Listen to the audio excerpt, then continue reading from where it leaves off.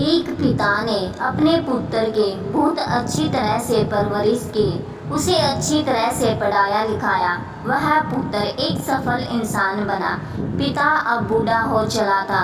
एक दिन पिता को अपने पुत्र से मिलने की इच्छा हुई और वो पुत्र से मिलने उसके ऑफिस में गया।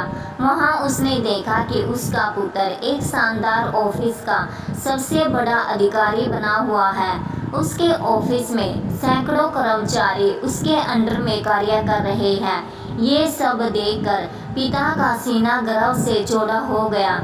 वो चुपके से उसकी चैम्बर में पीछे से जाकर उसके कंधे पर हाथ रखकर खड़े हो गए और प्यार से अपने पुत्र से पूछा कि इस दुनिया का सबसे शक्तिशाली इंसान कौन है।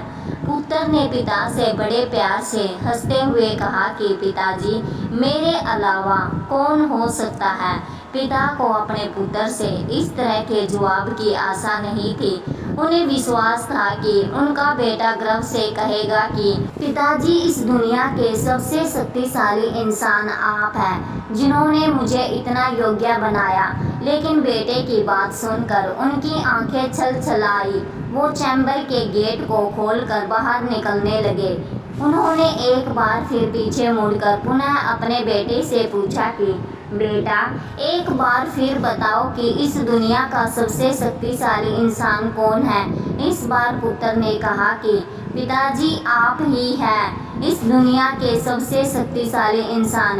पिताजी यह सुनकर आश्चर्यचकित रह गए। उन्होंने कहा कि अभी तो तुम अपने आप को इस दुनिया का सबसे शक्तिशाली इंसान बता रहे थे, अब तुम मुझे बता रहे हो।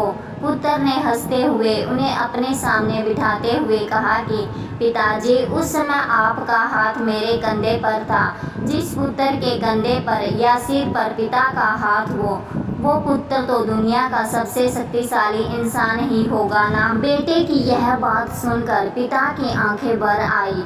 उन्होंने अपने पुत्र को अपने गले लगा लिया। सच भी यही है कि जिस इंसान के कंधे या सिर पर पिता का हाथ होता है, वो इस दुनिया का सबसे शक्तिशाली इंसान होता है। इसलिए सदैव बुजुर्गों का सम्मान करें। हमारी सफलता के पीछे वे ही हैं। जिस घर में बड़े बुजुर्ग खुश रहते हैं, प्रभु वही बसते हैं। धन्यवाद।